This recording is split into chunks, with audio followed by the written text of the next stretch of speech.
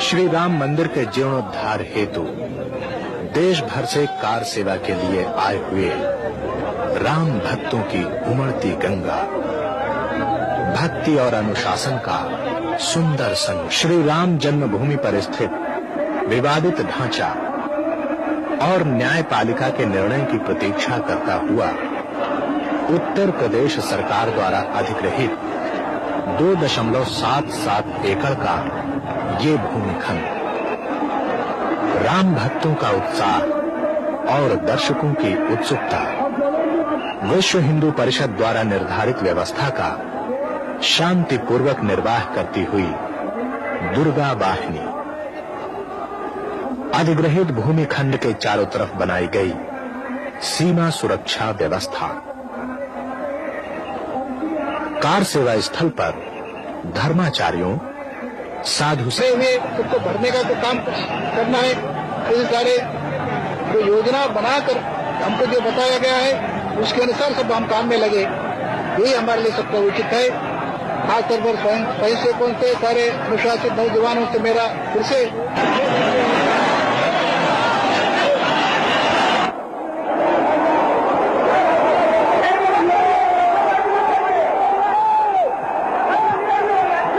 लगभग 11:50 पर व्यवस्था नियंत्रण से बाहर जाती प्रतीत हुई। विवादित ढांचे पर तैनात सुरक्षा कर्मियों पर पथराव शुरू हुआ।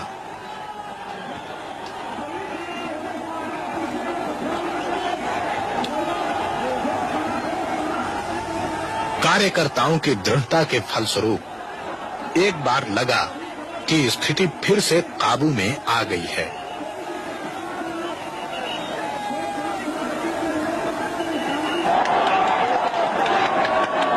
लेकिन कुछ युवा लोग श्री राम मंदिर परिसर की बाहरी दीवार के बाएं कोने में लगे पेड़ के पास से प्रवेश करते दिखाई दिए।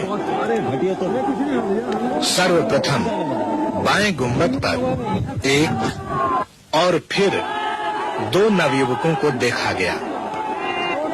एक युवक ने गुंबज के कमल दलों को तोड़ना प्रारंभ किया और दूसरे ने ध्वजा फहराई। पहला युवक दोनों हाथों को उठाकर विजय उद्घोष करता सा प्रतीत हुआ। आयोजकों को लगा कि ये 30 अक्टूबर 1990 को हुई घटना की पुनरावृत्ति मात्र है। मंच से प्रार्थना की गई कि कोई भी कार सेवक अनुशासन न तोड़े और जो लोग गुंबद के ऊपर हैं वो नीचे उतर आए। लेकिन एक के बाद एक युवक विवादित ढांचे के गुंबदों पर चढ़ते दिखाई दिए। संघ के कार्यकर्ता भी विफल रहे इस जन उन्माद को रोकने में।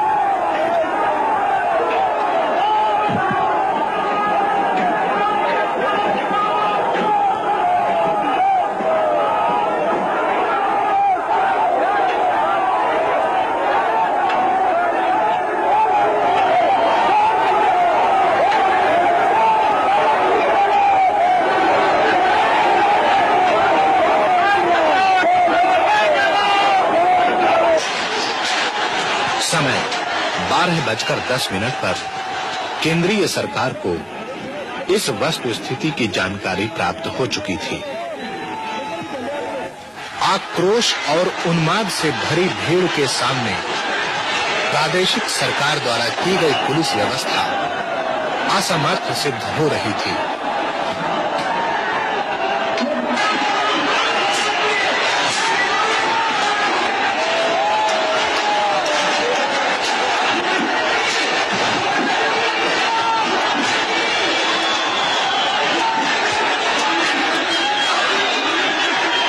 बजकर 45 पर प्रार्थना की।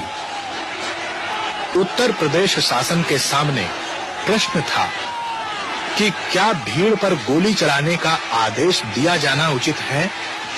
क्या स्वतंत्र भारत में भी जनरल डायर द्वारा अमृतसर के जलियांवाला बाग में सन 1919 में खेली गई खून की होली को दोहराया जाना उचित होगा न हो? तथा दूसरी तरफ थी सदियों से दबाई जाती रही देशवासियों की भावनाएं, जो अब एक नया ज्वार बनकर उमड़ पड़ी थी। और आखिर मंच से राष्ट्रीय स्वयंसेवक संघ के सर कार्यवाह माननीय श्री एच.बी. शेषाद्री तथा अन्य नेताओं द्वारा की गई अपील भी विफल रही।